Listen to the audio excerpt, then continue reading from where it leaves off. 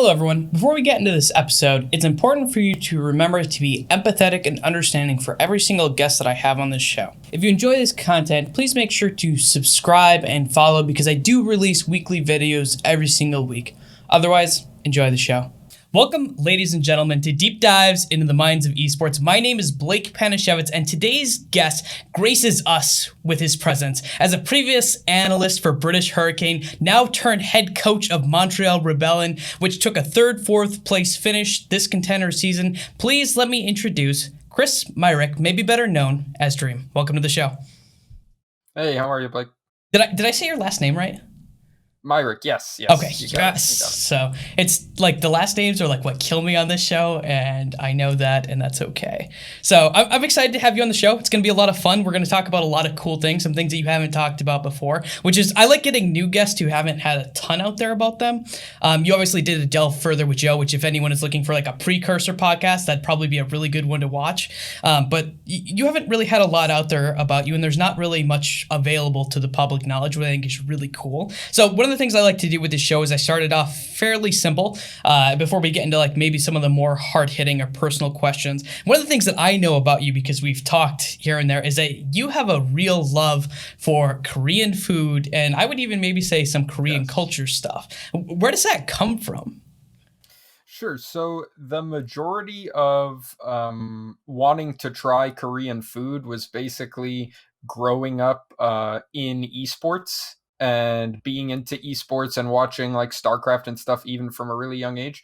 And they always just talk a lot about food and having their food. And that's something growing up that my dad was like really big on, was always that we would go and try new foods and get new stuff. So I just wanted to try Korean food. I really liked it a lot. And then when I moved to Gainesville for college, Gainesville is a college town, but it has a very, very large Chinese and a very, very large Korean population here in town. So that was a way that I took it even like a step further, right? Having friends that'll expose you to new things, right? And having a lot of really good food to choose from here in town helps a lot. Yeah, and so when you talk about the Korean food, was it just mostly the food that you got into, or did you get into any of the more cultural aspects of like Korean or Chinese culture? Sure, sure. So I definitely am really really into Korean film as well. And some TV. There are definitely some dramas that I enjoy a lot. Um, but that's the biggest stuff. I have been like trying to teach myself Korean for like a year now, and I'm like not a ton of progress. I can like sound words out, and I have like a decent vocabulary, but as far as like trying to have a conversation, it's just not there at all. Um, but it's probably film that I connect the most with like Korean and Chinese culture. Like I was a film student and I liked Mhm. watching international films a lot. And there's a lot of really, really good Korean filmmakers, Chinese filmmakers, Hong Kong filmmakers that I enjoy. And that's kind of the best window at like as an outsider, right, into the culture is to watch Mhm. films made by, those people about their culture. And it's really interesting. Okay, so what is it that makes you like those types? Because you obviously are a film student. You've talked a lot about your passion for film. What is it that makes For sure. you kind of love those films? What makes them kind of special and great for you? Well, I mean, it depends very much, like going from director to director or like genre to genre, Mhm. even because it's not just one style of movie, but it's almost the sense of like the difference in culture and feeling like it's like a similar feeling to what you'd get from any other movies, and they're expressing similar ideas, right? Because we're all just people, but Yeah. it's the subtle differences and like it's almost like learning a new thing because they do certain things differently. So a lot of that has to do with their storytelling and the approach towards character, but also just stuff with the camera, right? They just have a very different approach because they're the background and influence for a lot of early Eastern film was theater in a more Mhm. significant way than Western film. Like in Western film, we kind of like started doing our own thing and trying to separate from theater a lot faster than they did. So those elements, and obviously like their theater being different than ours as well, it just brings different influences, and it's like that uniqueness and that unique approach that just kind of makes things really interesting, right? Like I still love Hollywood movies and American movies, but it allows them to, like, I've seen the same formula of an action movie a million times, but Yeah. when there are other interesting things that are in it that are going to jump out at me, like just the aesthetic being different, stylistically being different, but maybe the action man ethos, in an Eastern setting isn't exactly the same. Like it's Mhm. not as cowboy-y, right? And even though it still has some of those same elements. So the fact that it's familiar because it's a movie, it's going to be like all the other movies you've seen, right? But it's got enough of a hook, enough of something interesting and different, and that's what draws me to just international film in general, right? It's just keeping things slightly interesting and feeling like even if it's a story you've seen before, you can still take something new away from it. That makes a lot of sense. So I have to ask you a question about an American film that has come out recently, and whether or not you Okay. think it's good or not. And that is the Avengers Endgame. Good, not good. Okay. Are you tired of Marvel movies? Where do you stand, Dream? If So there could be spoilers, anyone who's watching, if you haven't seen it, then you probably should watch it, or you should watch it, and it's too late. Fuck you. yeah, I'm not gonna hard spoil, but I'm not gonna like be afraid of general spoilers, right? So I would say, in the context of, there's a bunch of superhero movies, right? I love superheroes. I loved comics growing up. So I was super excited about all the Marvel movies, the DC movies. Like I've seen all the Marvel movies except the two Ant-Mans. I haven't seen those. And after watching, Endgame, you're kind of like, well, those weren't really the good ones to skip because that ended up being like pretty important Yeah. to the story there. But I don't know. I don't have a problem with the idea of superhero movies or big budget movies, like franchise movies, anything like that. Um, Mostly because like streaming services and TV has kind of moved in to fill the niche of what smaller movies were, and it's Yeah. like a totally viable, strong storytelling format at this point. So movies becoming more of like a spectacle thing doesn't really bother me that much. The way like a lot of my film friends are kind of bothered by that stuff. But I do wish that the Marvel movies, like, obviously everyone's criticized like, oh, it's big man calling laser from the sky, or like demon god that wants to destroy the universe, or like Thanos, who for some reason just feels like the world will be better after we kill like half of the universe. That doesn't make any sense. Whatever, like that stuff is just kind of gonna happen. It's crazy comic book villains that are gonna have high Mhm. stakes. Like it whatever. My biggest thing is I miss the fact that there's no secret identities for almost any of these characters, right?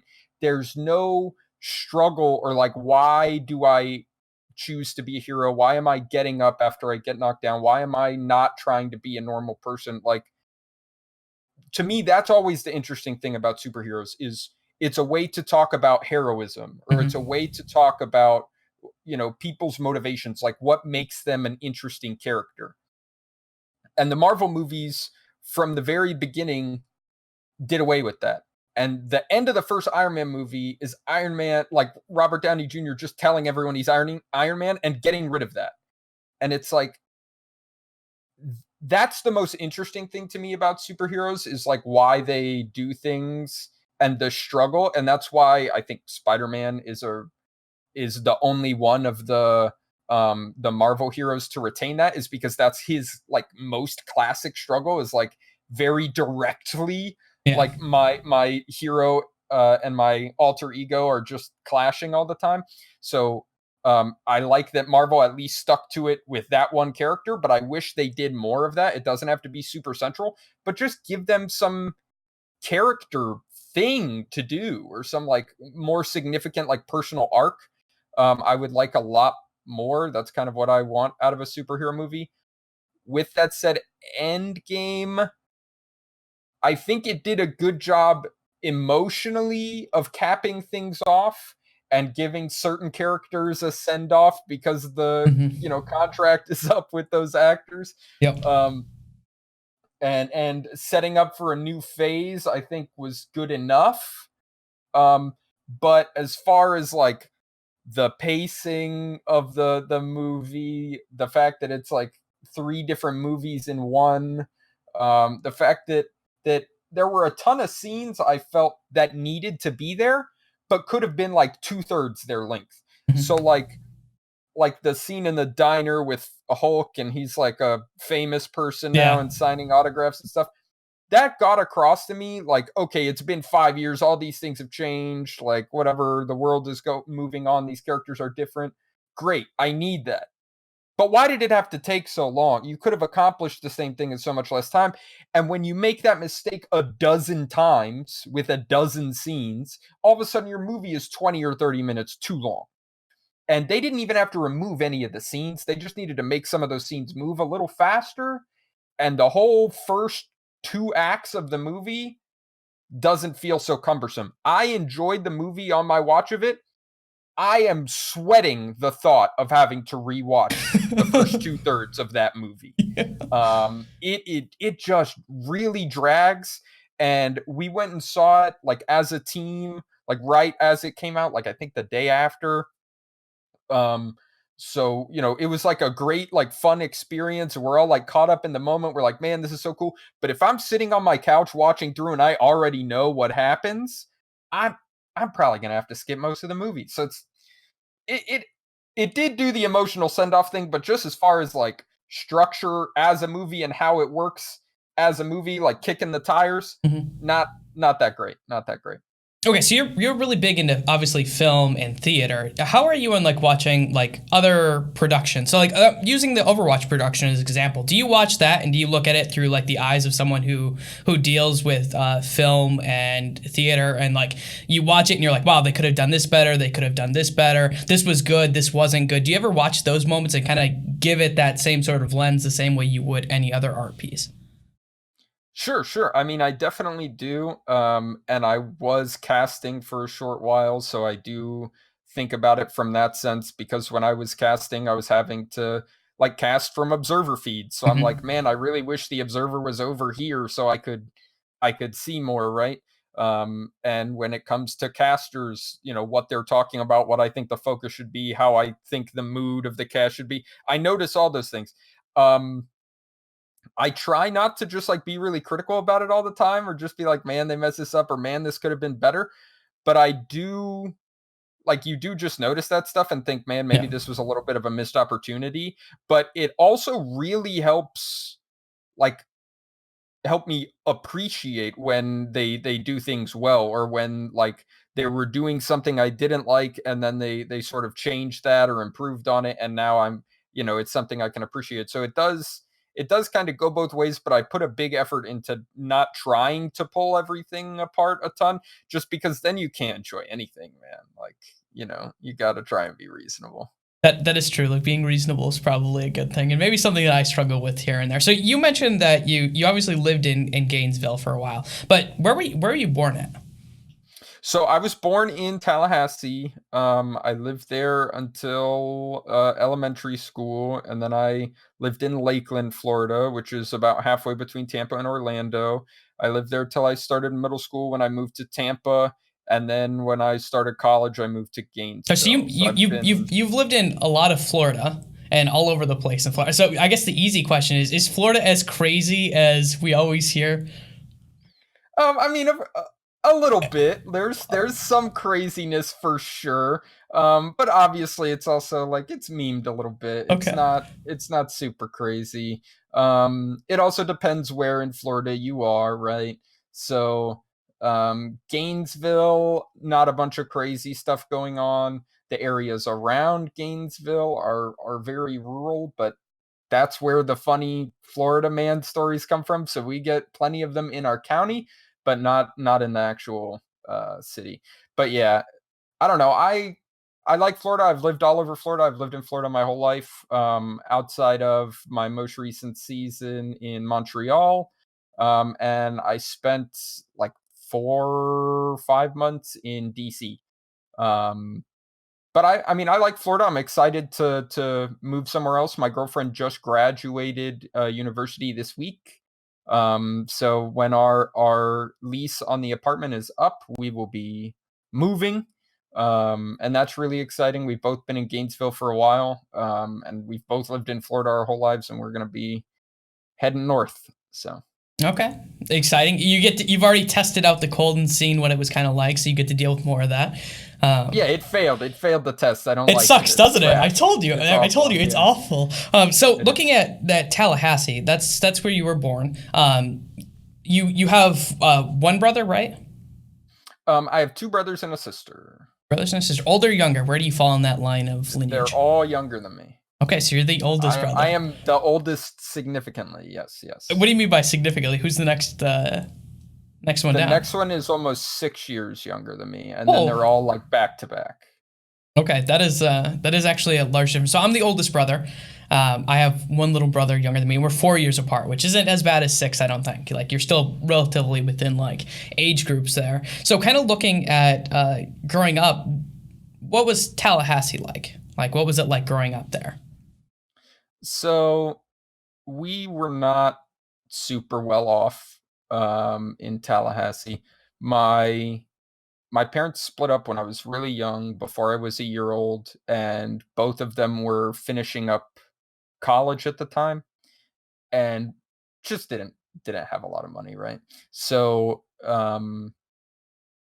yeah, we lived in a few different places in Tallahassee. I don't remember a ton of it because we moved away when I was like 5 years old, right? Um, but like I remember like my mom's car and like a couple of the places we lived. We lived in a duplex with the Cromartie family, who now have like a reality TV show. Antonio Cromartie is like this record-setting like NFL football player, right? But he was, yeah. We lived in the other half of the duplex with the Cromarties. And yeah, it was mostly just we would go to there's like a children's like museum and zoo there, Hmm. and I just got my mom just got me like an annual like unlimited visits pass, and I probably went there like 3 or 4 days a week. um and it was actually really big, and it had all these like animal enclosures, had like a bald eagle and like a Florida panther and like all this cool stuff, and I loved going there. So I remember that probably more than anything else. But I've been back to Tallahassee as an adult, to visit, friends I have at FSU, and stuff like that. And I mean, I like Tallahassee. It's a fine city. Um, So I have a it's question for it's you real very fast. college bar town. It's very, very college bar town. But anyways, continue. Yeah. So you mentioned that your parents split up when you were very young. Did you live with your mom primarily, or your dad, or did you have like equal custody? How did that work out? Sure. No, I grew up with my mom. My dad. So right after we moved down away from Tallahassee, we moved to Lakeland. Was around the same time that he got a job in California. So at that point, I saw him like probably 3 or 4 times a year for like a long weekend, or maybe a Hmm. full week, like over spring break, right? Um, or like for either Christmas or Thanksgiving, right? Normal stuff. Um, and that was that was basically true entirely. I just grew up with my mom until I moved out. And then I spent a few months living with my dad in DC, like right before I went to college. I like lived with him for like a summer and a month. Um, but yeah, no, I grew up living with my mom. She got remarried, and that's when we moved to Lakeland when I was like 5 years old, to my stepdad. And then I lived with them. Yeah. Okay. Okay. So you mentioned growing up in the zoo kind of, and it was your favorite place to go. Was it like it being such a place that you remember? Was it a place that you just found a lot of safety and security, and that you just enjoyed being there? What was the reason that you kind of attached to the zoo? Well, it was like a zoo and a museum, so it had like little like activities you could do. Hmm. Like you had to like do little puzzles, and you would like hit these buttons on the wall, they would light up or whatever. Um, and stuff like that. I don't know. I think it was mostly that it just felt really interesting. Like it just was super cool. Like I thought it was just the coolest place, right? Like when it was like, do you want to have your birthday at Chuck E. Cheese? I was like, no, we should have it at the like Children's Museum, the zoo. I just loved going there. I just had a blast anytime I was there, and it was super cheap for like a year pass or something like that. It was like $25 or something. It was ridiculous. So I just went all the time. What was your favorite animal? Either the bald eagles or the panthers. There was like they had two bald eagles, and one of them was like super old looking, like really scraggly. It was insane. He looked like 100 years old. And then, all right, this is the best part. So I moved down to Lakeland, and then in the 5th grade, our like school trip is to go to Tallahassee, and on this trip we go to this museum and zoo. So I know it better than the tour guide who's like leading everyone around. And I'm like going, and I get there and that old ass bald eagle is still there. I was like, there's no way this guy is going to be alive, bro. It's 0% chance. And I got there and there he was. And I was like, respect, bro. Respect. That is a great story, that old bald eagle. Oh, God. So your mom remarried when you were right around 5. Okay. Do you remember what that was like for you? Because my parents split up when I was probably 6, and then they both got remarried probably very shortly after, like before I was 9. Both of them were remarried. What was it like for you when your mom got remarried? It was interesting, right? Like probably as a kid, like it always feels like it kind of happens fast, right? Yeah. Yeah. You're just like, what? Like, Yeah. yeah. So it definitely felt a little bit like that. But my stepdad was always like, he's like a very work focused dude, but he always like made a big effort in like, he didn't always give a bunch of effort to all of the kids, right? Because my 2 little brothers and my sister would follow shortly after they got married. They're technically my Yeah. half brothers and sisters, but whatever. But he didn't give me more or less attention than the rest. Like I was treated the exact same. Like he always like cared about me, treated me like his kid, all that stuff. So, um, yeah, even though there are certain things about my upbringing that I definitely would disagree with, looking back, and would think things maybe could have been done differently, I really respect like how he handled that, and he always like cared about us, loved us, and all that stuff. Just made some dumb decisions, right? So what was growing up like then for you in this household? Well, I would say the dominating features were that I was like so much older than my like siblings, so I had to do a lot of like, it was me like taking care of them like a lot. So there's that would be one feature, and then the second feature was we were very very religious, very religious. Um, and that meant, going to church 2 or 3 times a week, right? That meant being a part of church functions and stuff like that, but that also meant not doing a lot of things, right? So there's like the classics, like, no Harry Potter, because that's magic and that's evil or whatever. But I was not allowed to play Pokemon because Pokemon has evolution in it. Mm-hmm. And that's just a little too far for Yeah. me, right? So that's one of the things where I wish that hadn't been such an overriding thing growing up. But yeah, I would say those were the two things that kind of define my growing up more than anything else. Okay, so you mentioned this highly religious state that you didn't always agree with. Did that make you sort of a rebel? Were you always trying to rebel against that? Because you mentioned Pokemon, and it sounds like you weren't allowed to play Pokemon. But I have a sneaking suspicion you probably played some Pokemon. Yes, I did play some Pokemon. So this was one of the dad to the rescue stories where I told my dad that I wasn't allowed to play Pokemon, so he bought me a Game Boy and Pokemon and said they can't take it away. I gave it to you. So that was a big save. But for the question in general, as far as being rebellious, like I really wasn't particularly like rebellious about anything. I didn't really get into a lot of trouble. Um, I think everyone has like the person they are with their parents and then the person they are with their Yeah. friends, right? Like that's a super normal thing. Mine was just a little more extreme. Right? But that's not because I was just like really crazy with my friends. It's just I was maybe a little bit past normal with my friends, like pushing it just a little bit. And then with my family, I had to be like just always on, right? Like a million percent.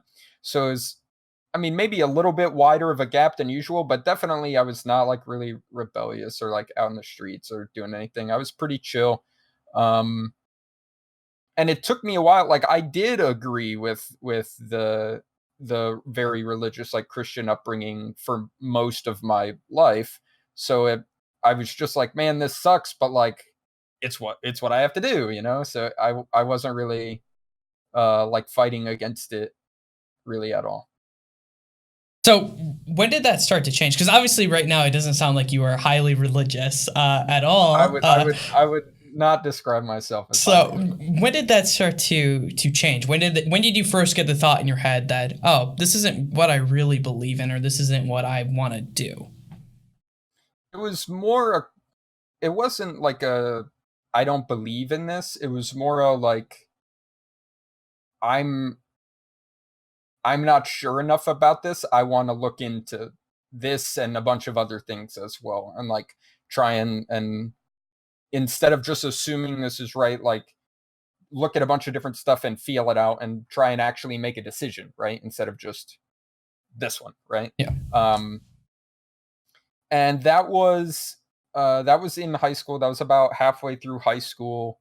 Um, like I had always had like certain things that made me feel out of place or made me feel weird in the church, and I was what like I was liked in the church. I like ran a Bible study like group or whatever, and like volunteered a lot. I was really involved in my church. There were discussions about like being a pastor, like not that I initiated, right? But where Yeah. people would like talk to me about that stuff.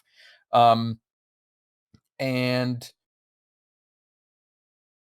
yeah, I just always had feelings like you never hear like God say something back to you, right? And some people just legitimately like act like they do or say they do or whatever. And it's just a sense of like, I just really don't believe that. And that doesn't mean the whole thing is fake, but so many people like looking at me and telling me this thing that I think they're lying to me, and it makes you question like why they're doing that, like what their motivations are, like what purpose could this possibly serve? You know what I mean? That just made me like feel uneasy and out of place sometimes. Because that's not something that I would like lie about or whatever. Like that feels like a weird thing to say. And it just felt like everyone was so uncomfortable with like n- being anything other than like 1,000,000% sure that like they were right about everything. And if there was like any crack or shadow of doubt or whatever, it's like that has to just be attacked. And it's like that to me feels false. I'm not that sure of anything in my life. Like there you know what I mean? I'm not Yeah. that sure of what my name is. Like so it's just crazy to me. So that always made me feel like a little uncomfortable and a little out of place. And then that just like grew over time to like I need to check out other stuff. I need to see how I feel about everything. Yeah, so I grew up in a sort of religious family growing up, and I think the thing that really hit me is that I would ask questions, and people didn't like it when you asked questions, right? Or you would start to question different things about like religion, like why does this work? How does this work? If you can do this, why can you do this? Like, I think that was for me what kind of really I would say that I'm not religious really at all now. But growing up, that was kind of what did it. Were you able to ever ask those questions to your parents or anything like that? And how would they treat questions like that? So one of the things that I said is like asking questions about religions. One of the things that really kind of got me to start to turn away because people would always be very confrontational when you'd ask questions. Were you able to ever ask questions like that to your family because they're hyper religious, or was that something that they pretty quickly would shut down and kind of throw away? Sure, sure. So I will say the biggest thing for me, like my feelings of doubt were never around like the mechanics of it. Like how does this like work or all that stuff because I was like, well, I'm not I have no idea. I'm not that's not something I'm supposed to be able to understand with like Hmm. a regular like person pea brain like the way it works like I don't know. was never really an issue for me. There was only one instance of that where it was, and I did ask a question, and it was an interesting response. But my biggest things were always about like the personal like element of it, like how it impacts you as a person, what you take away from it as a person, and then what you do because of it as a person. And that's the stuff that always confused me, and that's the stuff that I didn't like and made me want to like look around and be like, it's more about the approach or what you think or how you live it than like the mechanics behind it. But the one time I did have a question about that was, this was way back in the day. I was probably in the probably the second, maybe the third grade. So this is back in like 2002, 2003, right? And I'm on the AOL forums message boards, okay, as a little internet savvy child. And people are talking about the Big Bang, right? And people are having this argument about if the Big Bang is real on this child's message board, like 12 and under message board on AOL, right? Just the pinnacle, right? And someone says like, what if God caused the Big Bang and that's how he did it, and that's what they talk about in the Bible? And like little like 8-year-old me was like, oh, that's genius. That's amazing. That's so smart, right? So I went to my mom and I was like, Mom, like everyone argues about this and has this big problem, but like what if God just did it through these means? Doesn't that just satisfy everybody? We can all be happy and we just GG go next, right?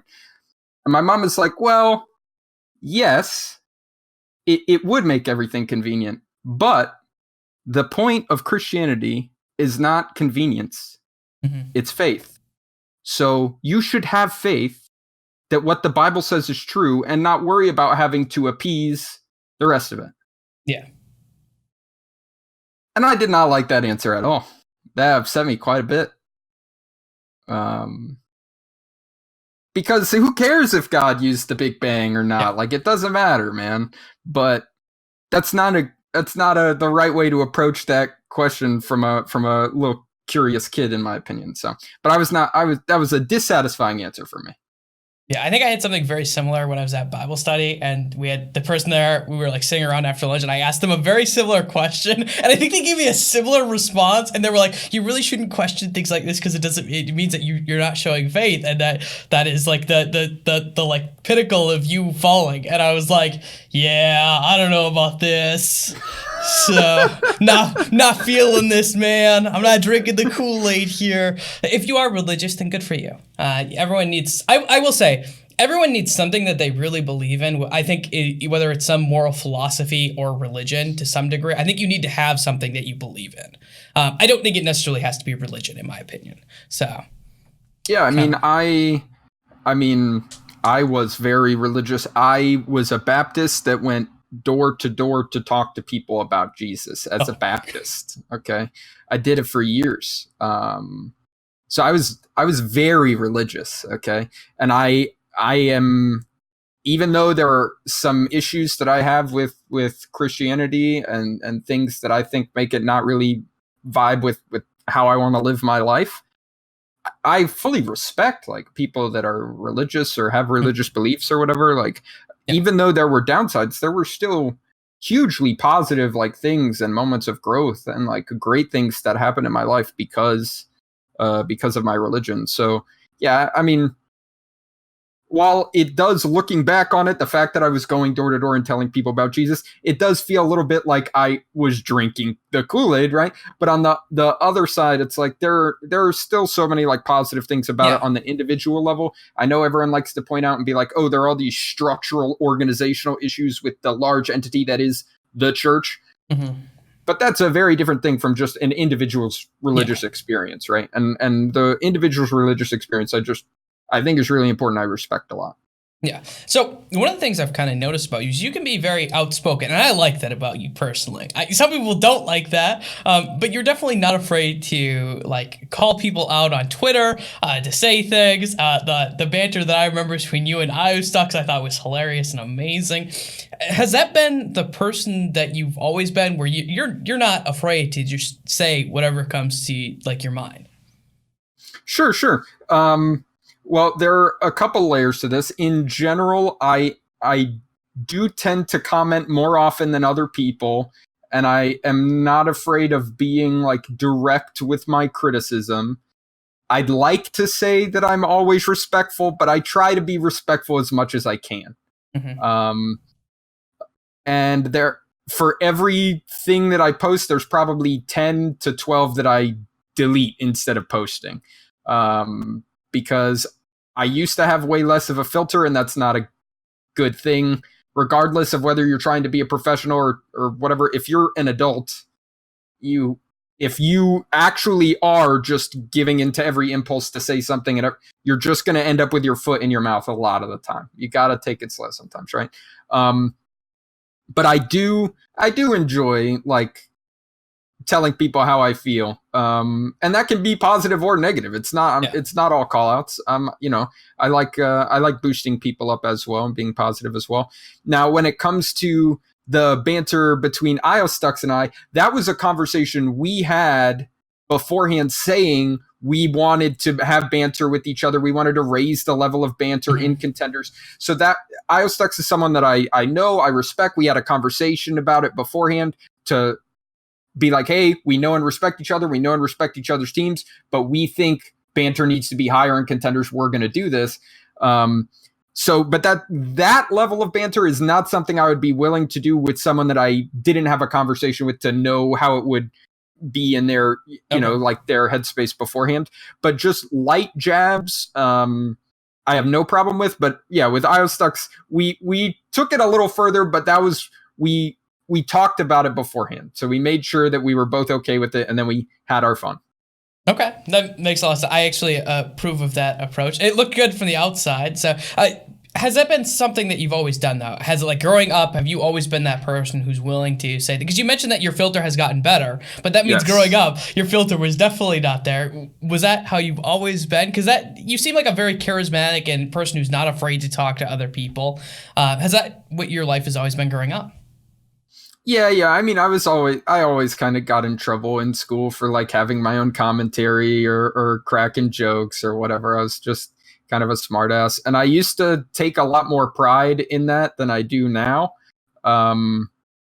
because I was like, edgy, like, F the system, and I don't really feel that way anymore. But it is fun just to do that sometimes, to like let that out. But I try not to lean into it. So you kind of mentioned that you were this edgy kid growing up. What was school like for you kind of growing up then? Were you the popular kid who was always cracking jokes and picking on people? Like, where'd you fall there, Dream? Okay, well, early on, I was the kid. So up until like the middle of middle school, basically, I was just the really smart kid that didn't really like talk to anyone. I had like a couple of friends, but not really. And I just read books. I would just get all my schoolwork done way ahead of everyone. And I would just read books the whole class. When we were swapping classes, I would read in the hallway, walking from class to class. I just read all the time. And the number one reason for that was A, I liked reading, but B, my parents didn't censor what I read. Because I was just getting it at the library all the time. I was just going to the bookstore. They would take me to Books A Million or Borders in town, and they would just like go shopping at other stores. In the 2 or 3 hours they were gone, I would have read one book in the store that I knew they wouldn't buy me, and I would have picked out a couple books that I knew they would buy me, right? So it was really good for me being able to get around the censorship. So I was super into that.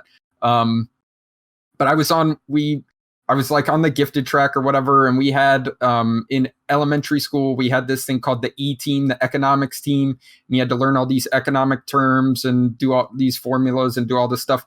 So I like participated in that. I like did really well in that stuff. And then I was doing the same thing in middle school, and then in middle school I went from like working really hard so that I could like get stuff done early and do more stuff. So like in middle school, I just became completely disengaged. I just stopped caring. And I mean, I kept my grades. Like I got A's all throughout school, nothing but A's the whole way through. But it went from like, oh, I'm reading all the time to like, I'm just sleeping in class or I'm just talking to people all the time. Like I stopped caring. I got really bored. And that led to me like getting way more social and talking to people a lot more. And like making a lot of friends and stuff like that. So it was kind of, I barely had any friends at first. And then in middle school, when I decided I didn't care about focusing on school anymore, I would just joke around with people all the time and do dumb shit.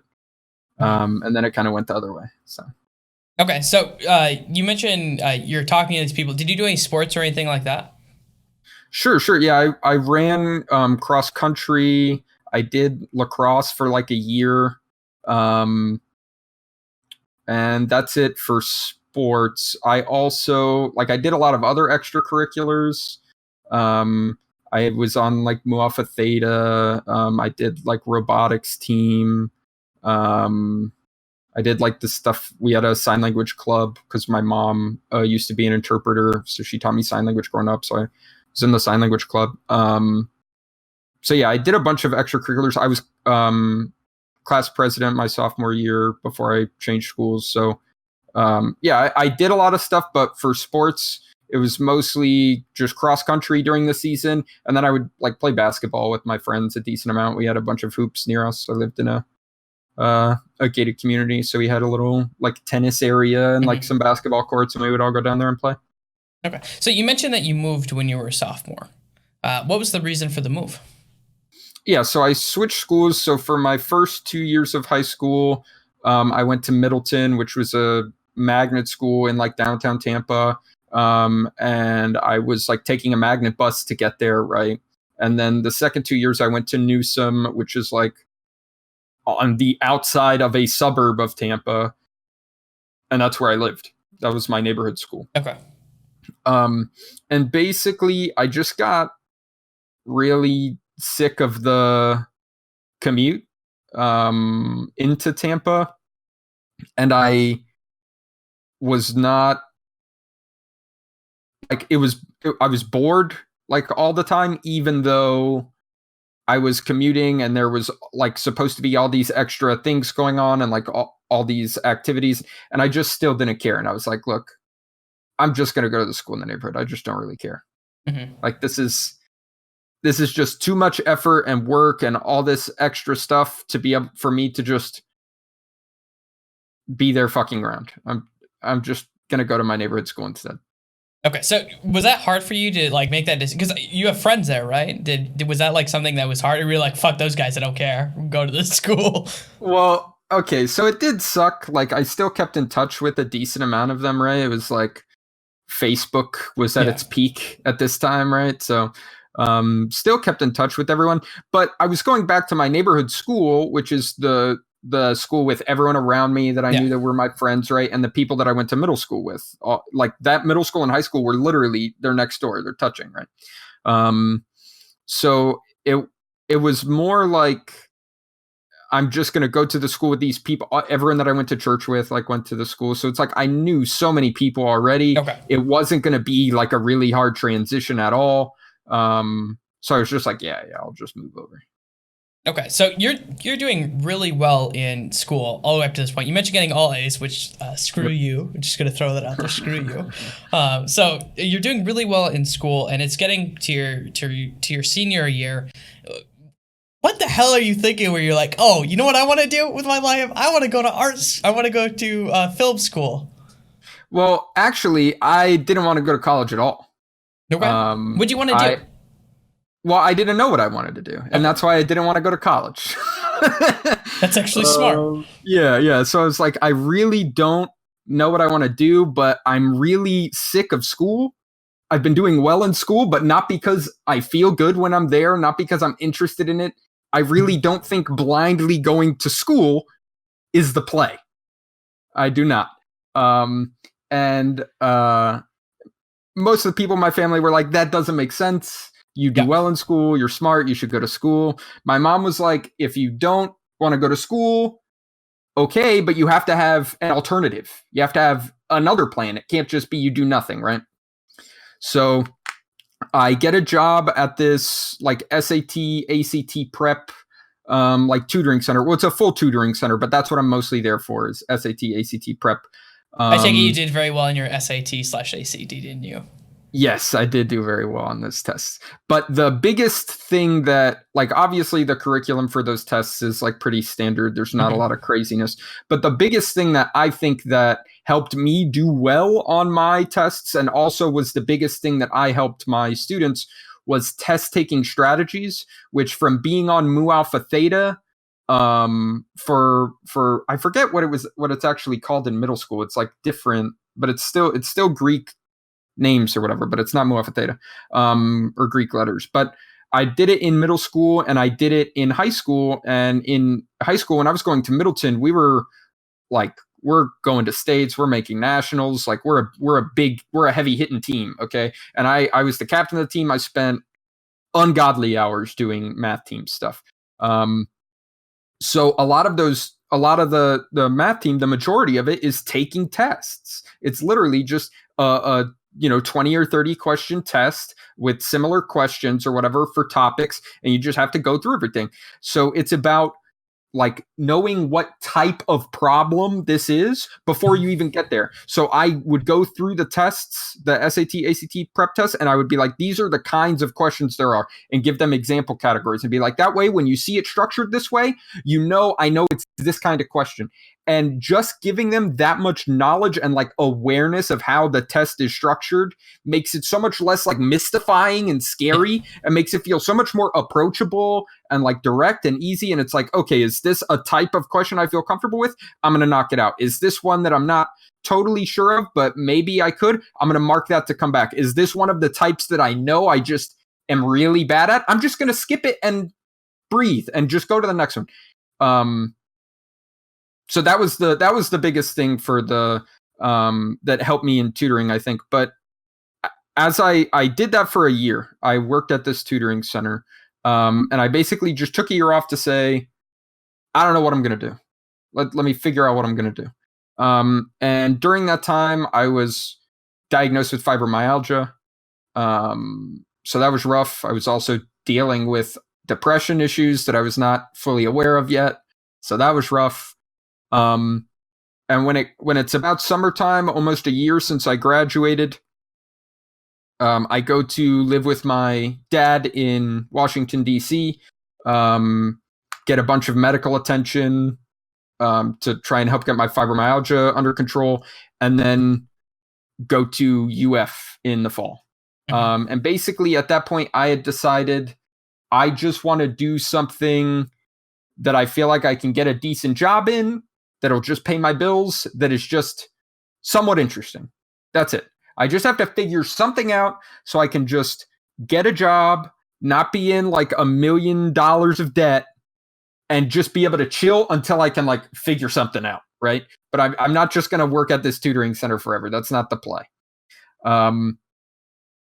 So I show up as a physics major, okay? Because I was really into math and science. I did really well in AP physics. So I was like, and it really interested me. It's a lot of like theory and like thinking about numbers and math and science. Not as much practical, and the theory was just really fun. So I enjoyed that a lot. And I did okay. Actually, I did really well in physics and studying that in school.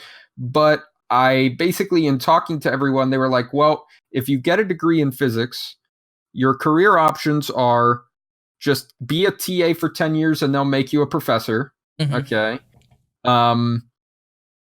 You can graduate with a master's and just be a lab assistant, or you can get a doctorate and work in a lab for another 5 to 10 years, and then you can start doing your own lab stuff. And I was like, none of those sound appeasing, like a fun 10-year plan. I'm not really feeling this at all. So I was like, no, I'm not going to go through 4 years of hell in school and then be told if I don't go through another like 6 years and then lab work no, bro, no, I'm not about to do that.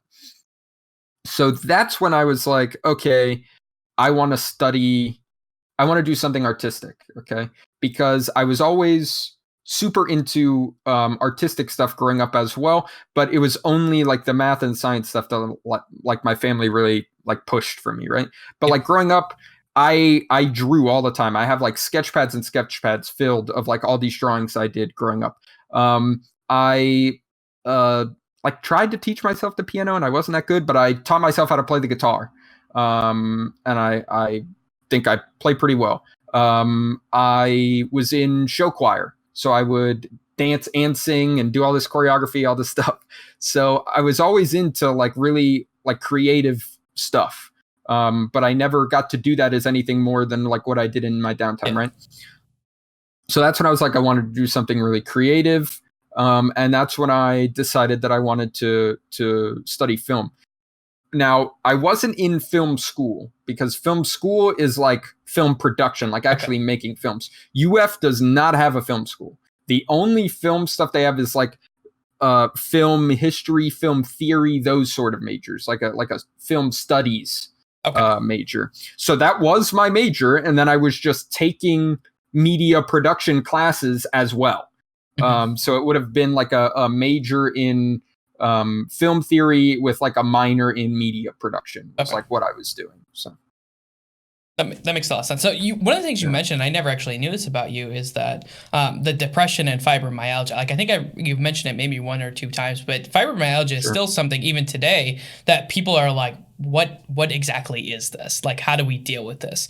So maybe you can like give a better description of what fibromyalgia was like for you, and like what it means to have fibromyalgia and how you handled it, and that like whole entire like story. Sure. So when I was diagnosed with fibromyalgia, it was really it was an interesting process because I was like 17 years old, and a 17-year-old male is not the typical person with fibromyalgia, right? So I went to a lot of different doctors, running a lot of different tests, thinking that I had everything from lupus to HIV to whatever, right? Like testing me for a million things and having to get tested for the same thing a million times. So it was a really weird process, and it was really stressful because I feel that these bad things are happening, right? And then they're just telling me there's no way, like that, we're not coming up with anything after all these tests, right? But the biggest thing that was affecting me at the time was really, really intense fatigue. Like waking up after a normal like 6 to 8 hours sleep and it feeling like I just got home from cross country practice. Like my muscles literally, it's not like they hurt like I just got home from practice, but like the weakness in them and like not wanting to move or respond when I try and do something. So like that was really rough. And then just really, they didn't start out as like very intense, but having like pain points that are almost like pressure points. And at first it was not that intense at all, and it was just kind of like a dull sensation, and it almost felt good to like massage them or push on them. But now it's at a point where if I'm like flaring bad, like touching them at all, it's like very, very painful. But that took like a couple years for it to like get that bad. The thing that made them comfortable with diagnosing it was I came to a specialist actually here at UF while I was still in high school, finishing up high school. But they did a test where they like pincer me on like my shoulders and my arms, and it would be somewhere where I couldn't see what they were doing, and they would take the pincer off and they would ask me to tell them when they removed the pincer.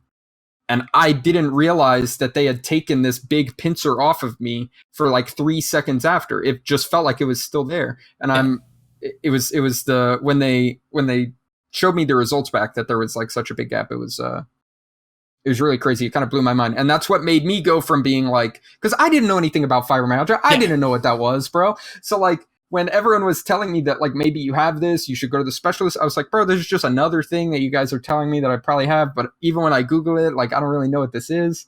And that's what Google says. You like Google it and it's like, well, we don't really know what this is. Yeah. So, but when they explained to me after the fact that there was such a big delay and that this was such a common symptom amongst like people with fibromyalgia, and that I couldn't find it happening with anything else, right? Then I was like, okay, well, it's probably this. It's probably this. Okay. How do you treat that? How do you handle it? Because it's not something you can make go away. It's with you for your entire life. How do you deal with it? Sure. So one of the biggest things is, general wellness stuff just works a lot, makes a huge difference. So like when I am not hydrating, I notice. I feel much, much worse. When I am not standing up every so often and like moving, getting some circulation, stretching, I get very, very stiff. I have to do stuff like that. Having a good diet helps. Reducing gluten definitely helps. I have not found personally that there's a big difference between low gluten and no gluten. Yeah. For me, but lots and lots of carbs and sugar are not super good for anyone, but especially, right? And just normal exercise helps a lot. Like my muscles will just like stiffen up really, really often if I don't make sure I'm like being somewhat active. So if that's just going for a jog every now and then or just doing stretches, like I can't be super sedentary, which is rough in esports sometimes. But yeah. Okay, so that kind of answers the fibromyalgia. What about the depression? Because I actually never knew that you went through depression. And I remember when I was younger, I went through a pretty bad depression. It was when my parents there was another custody battle basically. And so I came back and I remember it just being terrible. And I was in my last 2 years of high school. It was awful for me and it was miserable. And I was on antidepressants for all and seeing a therapist. What was your journey like though? So it's really weird, like looking back on it now, because I had teachers and guidance counselors telling my family that they thought I had depression since I was in like the 6th grade, bro. And every time, like it's not like my parents just like brushed it off or like thought they were wrong. They were just like, well, my kid seems like pretty happy, like a happy, normal kid. So let me just talk to my kid about it. And they're just like, these people say that they think you might be depressed or that we should have a conversation about it. Like, I think like you seem pretty happy, but I want to talk to you about it. Like, how do you feel? And I'm just like, yeah, I mean, there are days where I do feel really happy, or there are all these times that I think of where I am laughing and excited and stuff. And it's like, yeah, sometimes I don't feel good, but like, is that really the right? Is that depression? Like, come on, And that was just kind of my response all the time. And then my parents just kind of followed my lead and were like, okay, our kid doesn't think he's depressed. He's probably not depressed. And, but just the fact that was brought up, like, at least once a year from like 6th grade through like finishing high school, people would be like either in the church or from school would be like, hey, like, are you okay or whatever? Should have been like a pretty big like warning sign, but I can't even like blame my parents for it because I was just like, whatever, these people don't know what they're talking about, right? Like you just think about all these times that you are happy or all these good things that you do enjoy. And you're like, I can't be depressed if like I'm enjoying all this stuff or all this stuff is still good. Right. So very, very weird, looking back on it, right. That I didn't realize that, it makes me feel kind of dumb. But going into college, I think it became clear to me that I had serious issues. My second semester of college. So my first semester, I was in overflow housing. So I got matched with like a random person. We were put in this like dorm room, whatever, but we were only going to be there for 1 semester. And then they moved everyone in overflow housing to like fill gaps, right? And first semester, totally fine. Second semester, I got a dorm room by myself. And I think I went to all my classes for like the first 2 weeks. And then it started being less and less over the next like month. And then there was like a 2-week period where I didn't leave my dorm room floor, where I just didn't go anywhere.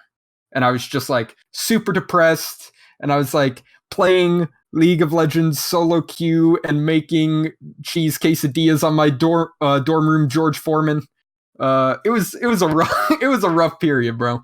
And that's when I realized, like, all right, something is not good here. Like, there's a problem. And I went and stayed for the summer with my grandma, who only lived like an hour outside of Gainesville. Obviously, because my dorm room wasn't available during the summer. So I stayed with her and just kind of like decompressed a lot and chilled, and she like helped me a whole bunch. And that like made a really big difference. And then I still didn't like totally understand that I like had depression. I just knew that I was like in a funk at that time, and there was like bad things going on. And then I came back to Gainesville. I moved in with a buddy off campus. I started working as well as going to school, and I basically just stayed so busy that I didn't really have time to like be self-reflective or evaluate how I was feeling. For a little bit there, until another really bad funk happened, and then I just kind of was like, all right, I have to talk to someone. It was very, very bad. And so when you say very, very bad, what does that kind of look like? Because obviously people go through depressions, and I think this is one of the coolest things about esports is you're in an opportunity now where you can maybe help someone else. You're like, this is what I went through and this is what I did. Sure. Well, I was at a point where I tried to kill myself. It was not good. And I'm very thankful that I did not. But I will say that the biggest thing that anyone can do, right, is just whether you have a clinical issue or not, because that was always my biggest thing, was like, if I don't have this clinical issue, like, I'm just wasting someone's time and resources by going, like, someone else might need this more than me, and I'm going and taking up this person's time. Like, this is such a joke. Like, I just have to like learn to handle this, like, whatever. So I would say, even if you do not have a mental illness, you don't necessarily like, whatever, going on medicine is like its own issue, but having someone to talk to, having a counselor or a therapist, just to talk out whatever your weekly or monthly problem is, whatever your most pressing personal struggle at the moment is, just talking it out to someone that's going to listen and isn't connected to anything, isn't going to judge you or have their own stake in your decision, where you can just kind of talk through your feelings, is amazingly helpful.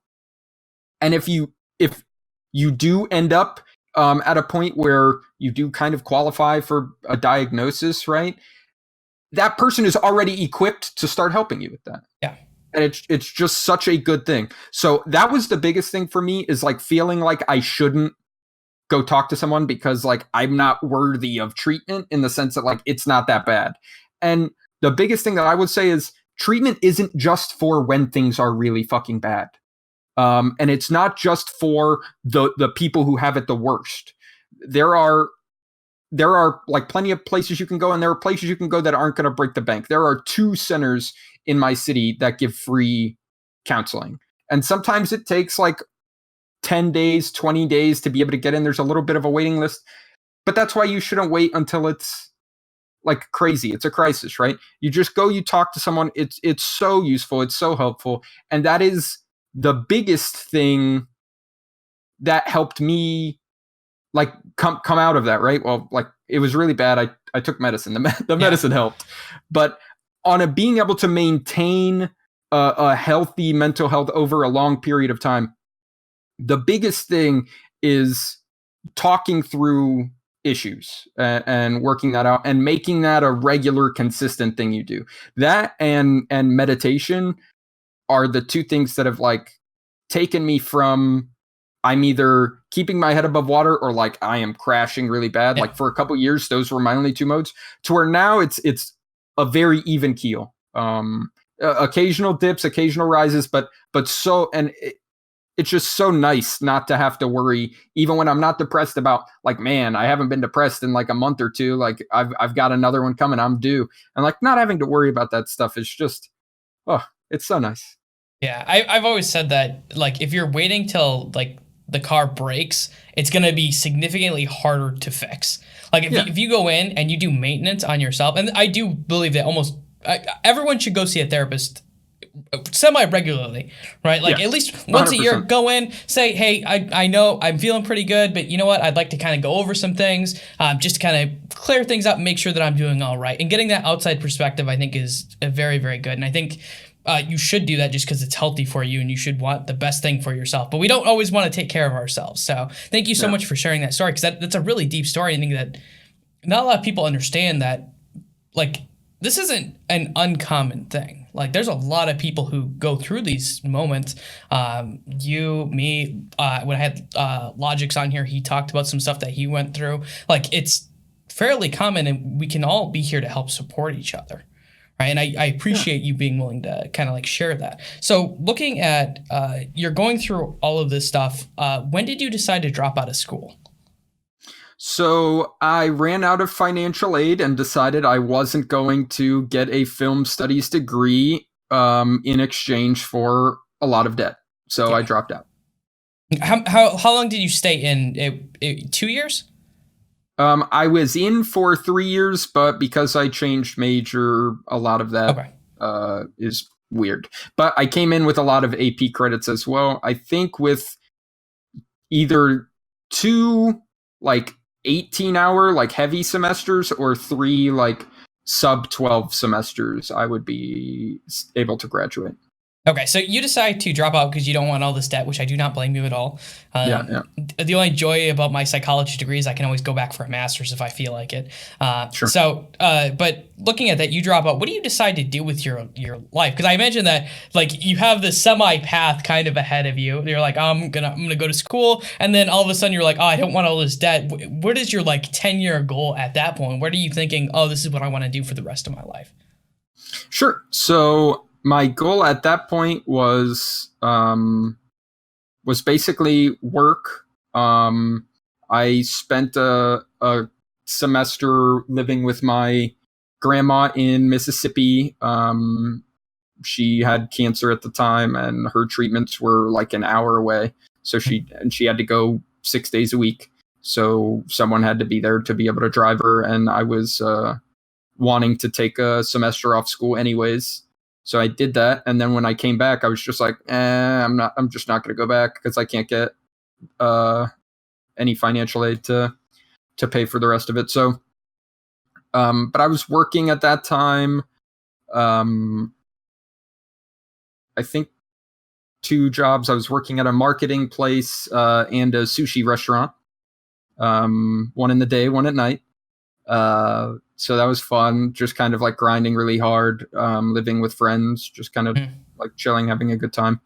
But my plan at that point was basically like save up some money and get ready to move to either LA or New York to try and pursue film. So basically save up money to be able to move. What changed that was meeting my girlfriend, and she was still going to school, so leaving Gainesville was no longer the plan. So I just got a job here locally working for a major insurance company, working the phones for them, a customer service job, and all sorts of insurance stuff that's not very interesting. But basically, that was just not a very fun or fulfilling job. It was not a job I enjoyed at all. But I was just working it while I waited until she graduated and we can move. And while I was doing that, I was just enjoying Overwatch as a hobby, just kind of active in it. Made a trip out to LA because my girlfriend was in a conference, was in a show, a play that was in a conference. So the school flew her out there. So I just went as well. I saw some games in the Owl Arena and I said, hey, I'm going to like try and actually get involved in esports instead of just being a spectator like I've been for a decade. Right. And then I just tried to make something work, and then I got an esports job, and I've just been plucking away. Yeah. So before that, you had never had the aspirations of trying to get into the pro scene.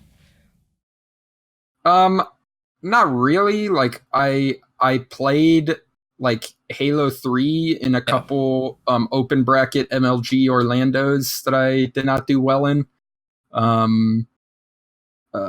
So, but that wasn't like, oh, I think I'm going to go pro. That was like MLG is in Orlando. Let's go play in this. This is going to be fun, right? But no, I ran, like I helped run a bunch of like Smash events and LAN events for like my university's like gaming club, Gator Gaming. And like that was really fun, but that was always just a hobby. Like it was just something I enjoyed. It was never something that I was trying to go pro in. I was never trying to be a coach or a content creator or anything. Like I made some Reddit posts and some blog posts and stuff just on my thoughts because I enjoyed it, but that was really it. So you do the Jane contest. It's probably one of the things you're most known for is that, and we're not going to go into that. You get picked up by Brittish Hurricane. What was it like getting picked up by Brittish Hurricane? Was it something you applied for? Did they reach out for you? How did you get involved with Brittish Hurricane?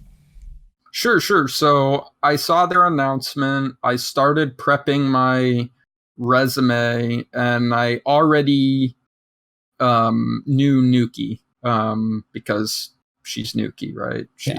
She knows everybody.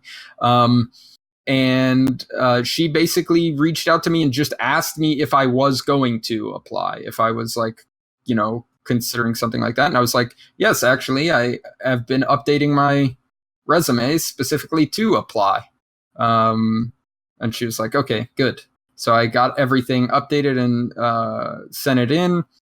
Heard back from them, had an interview with her and Elbion. And they asked me to come on as an analyst. So obviously, when you were working with Brittish Hurricane, you've said this before, is it wasn't paying enough for you could leave your job yet. So you're still like one foot in each of the door, right? And you're doing both of these lives, which I can't imagine is very fun and is probably very tiring. So I imagine that probably fairly soon you were probably looking for something that was more full time. After that, right? Like, what was that process of looking for things, right? Was it something that you were like, hey, listen, I really want to work with you guys and not leave here? Or were you just basically, I'm looking for whatever I can get that's full time? Yeah, it was definitely a best case scenario would be if I could stay with Hurricane full time. Just because I really like Nuki, Nox, Elbion. The players are all great. Yep. C9 is just a really good org. So I was just, I would, a best case scenario definitely would have been staying there with, enough resources to be able to be, not at my insurance job anymore. Yeah.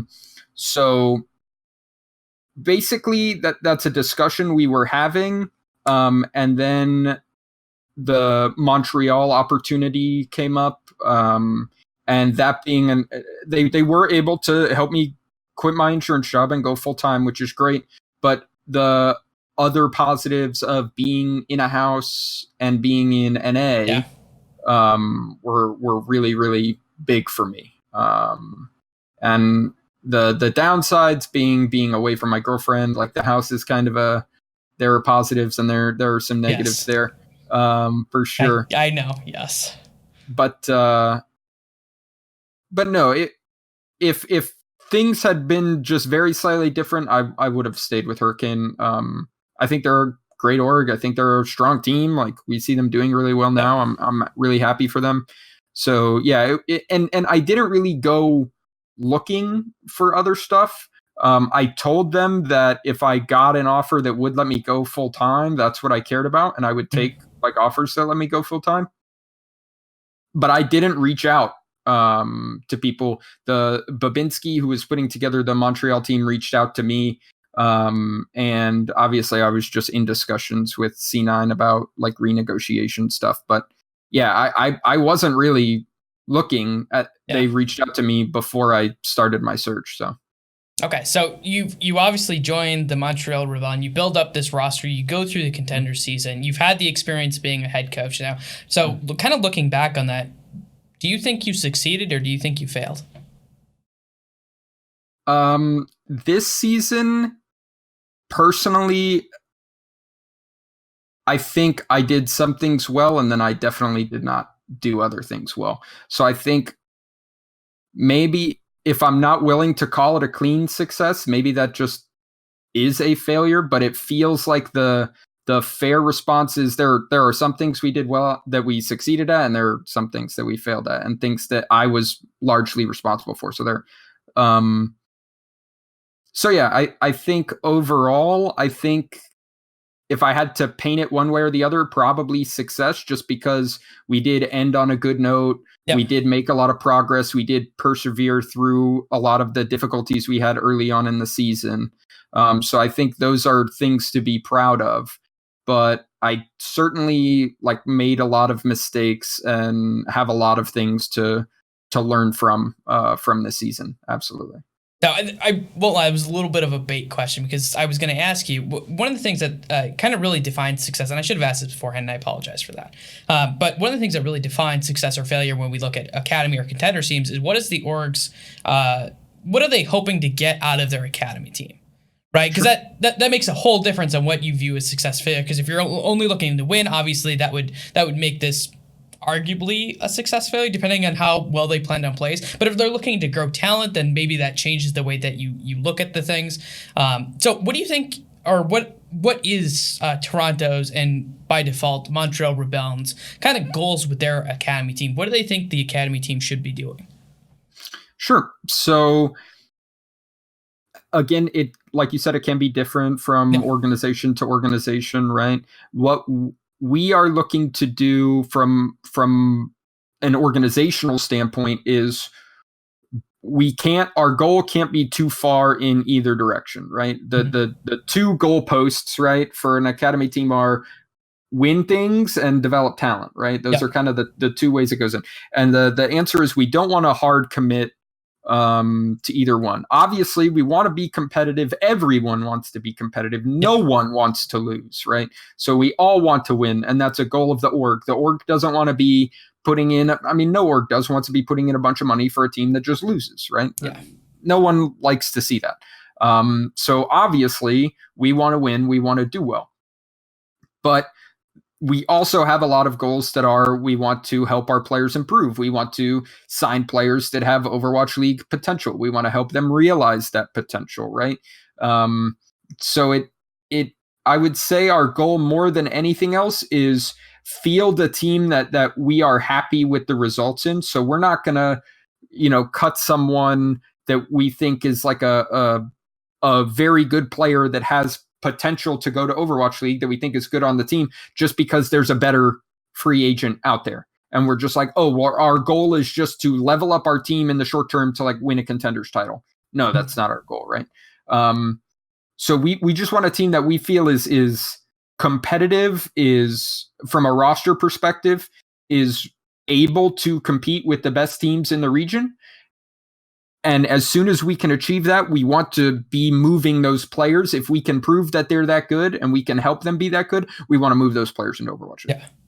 So it's basically, we don't want to lose. We want to do as well as we possibly can while promoting players to the Overwatch League. Because ideally, if you want to be the best team possible, right, you get a bunch of players that aren't going to go to Overwatch League and just keep them together for a long time and develop them or whatever. And that's going to be your best bet. But obviously that's not our goal, right? So now you mentioned like replacing players a little bit in there, and you guys did this actually partway through the season. You guys replaced. What was your reasoning for replacing players or getting rid of players? So we were underperforming pretty heavily at the time, and there were concerns. There were discussions about, do we want to make changes after the season? And then when we lost to Chicken Contendees, we were like, okay, if we're going to make changes, they're going to be now.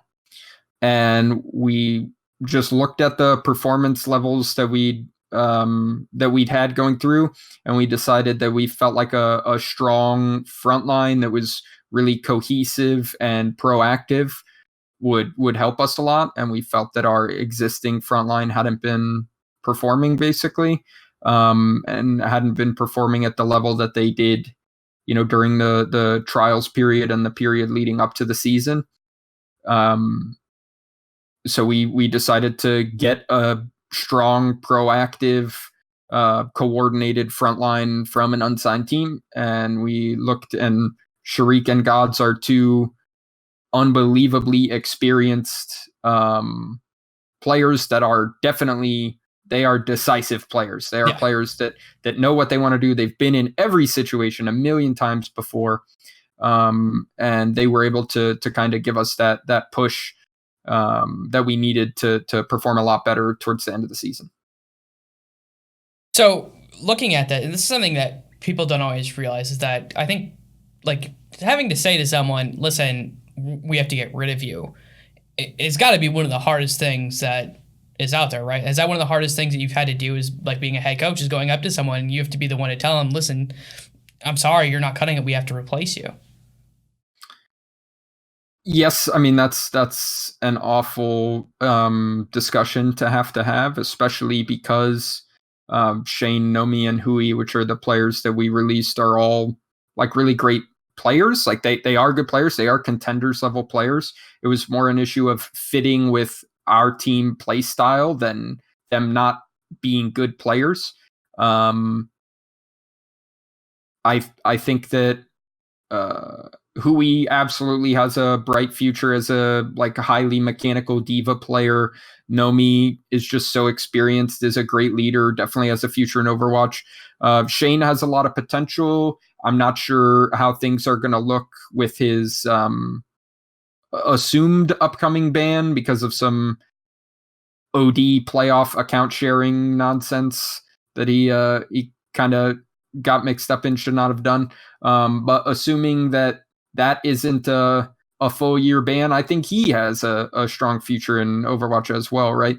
But the conversation was rough. We obviously told them ahead of, earlier in the season, we talked about issues, things that we needed to fix, stuff like that. And then when it was time, we didn't just cut them. We had trials with players. We gave them the opportunity to fight to keep their spot. But yeah, once we had to actually have that conversation, that was really rough. That was a conversation that was led by Blizzard, our manager. So I didn't have to do the brunt of it, but obviously I'm a part of that conversation. I'm there talking to them when it comes to talking about in-game stuff. I'm the head coach, so when they have, when they're like, talk to me about in-game stuff, that's me. That's my conversation to have. So, yeah, it was rough, especially just living in the house with them. Like, they're your friends. You like being around them. The house got empty when they left, man. It was rough. It was not fun at all, but it's part of the job. So yeah, it is. So and they're all super professional. Yeah. About it, no bad blood. It all took them a couple days to get all their stuff together, figure out how they were going to leave the house, all that stuff. So it was, nobody was weird or had any problems. It was just sad, Yeah, no, I mean, it sucks. So looking at the future of Montreal Rebellion, obviously this season is over, right? And you're prepping for the next one. What's going to be different about next season? Well, definitely, I think the biggest thing is having a good idea of the identity of our set of players. Knowing, we built the team from scratch last season, right? So we brought in pieces from these different places and kind of everyone had to get used to each other. And it's not just, one new player fitting into an existing dynamic. It's we have to discover our identity as a team and how everyone is going to play off of each other in game and in a personality sense and in a house living sense. So there was just a lot of figuring things out as we go. So having those things already kind of defined and understood, I think will help us a lot, where we won't really have that slow starting period. And the other thing is, we moved to the house, I think, after our first match. So we didn't get into the house till in the middle of the season. The house got much more set up and developed over time, but it wasn't 100% ready to go when we got there. There were still tweaks and changes that needed to be made. And then, just weird stuff with some of the equipment. There was just always some weird stuff going on in the house. Our fuses kept popping because we had too many computers hooked up to an Oh God. outlet. So we had to like run extension cords. We had to figure out all this stuff. So yeah, it was definitely a learning experience, mostly from we're a new team. We're transitioning to being a team. We're transitioning to living in the house. There were just so many kind of balls in the air that I think now that we have that foundation laid, that we're in a really good position to like develop and grow a lot this season. This was kind of our first season figuring out what's heads and what's tails. So we've kind of had a lot of conversation about this, like just between the two of us, like, and I think it's kind of good to share with other people. What do you think is one of the biggest coaching philosophies that you're not sure if coaches have or that could do a better job at implementing? Sure. Well, I think it's kind of like twofold, but they're both related to like goals. So I think goal setting and having goals and concrete goals is really important. And that's something that I got from both my time as a tutor when we're talking about getting certain questions right more often or getting higher scores on certain areas of the test, stuff like that, very concrete goals to work with. But also when I was working in insurance in a customer service, basically call center, right? Everything is just so data driven. And there's so much data to go on metrics you can meet or miss and incentives you can hit. And while there are obviously flaws to it being very heavily based around that, having that as an element and like a guiding force is very useful, I think. So the one thing is having goals, setting concrete goals and defining them very well and saying like our goal isn't just be more aggressive, right? That's not a good Goal. way to do it, right? So one thing will be I want us to, and this is not a perfect meta example, but I'm trying not to give away too many secrets, right? But it's like, I want us to use our Zarya bubbles first every time for this half of the map. And that's going to have us be playing more aggressive, keeping our tempo higher, okay? Because we're using our spells first. So it's a way for me to say we need to play more aggressive and then set a goal with a player and say, this is how you do it. And I want you to do it every time, or I want you to do it 80% of the time. And stuff like that, where they can have a clear idea of this is the goal. How do we achieve it? And then have them go do it, show them things to back it up. Right. Even though we don't have all these crazy statistics, like I can't see all the, damage done or accuracy stats, all this crazy stuff that, like Captain Planet with Overwatch League has access to, we can still look at things that we can collect data on, that we can talk about, that we can't show in a measurable way.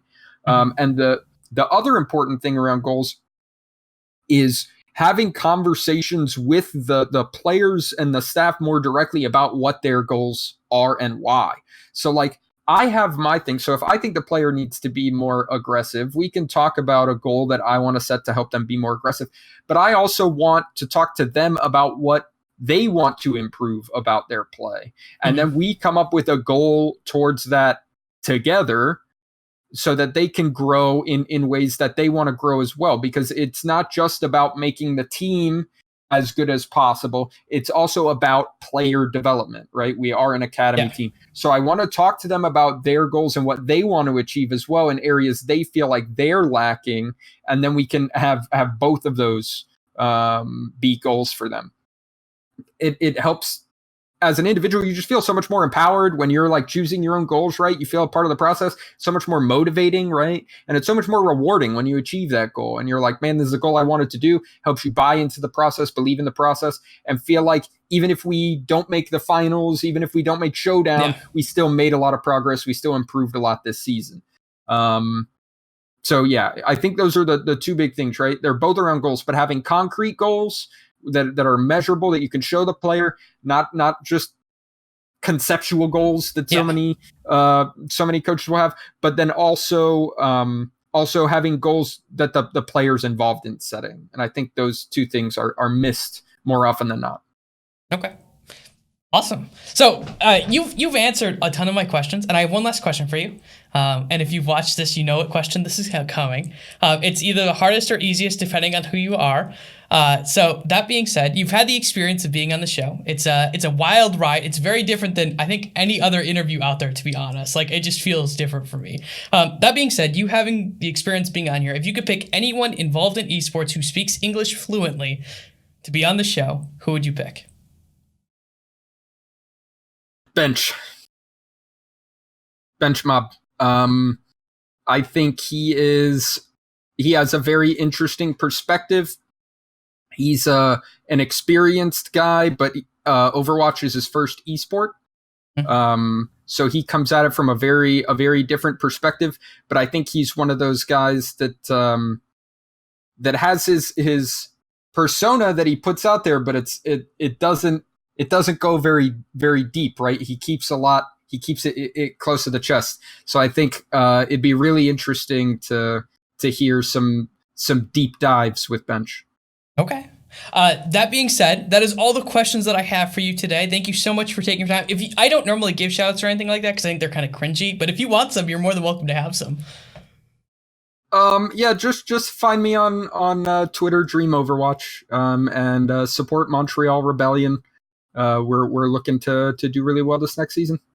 Okay, I look forward to it. Thank you so much, Dream, for being on the show. I appreciate you being here. It's been fun. And for everyone out there, this has been Deep Dives into the Minds of Esports. My name is Blake Panashevitz, and until next time, I hope you have a wonderful day.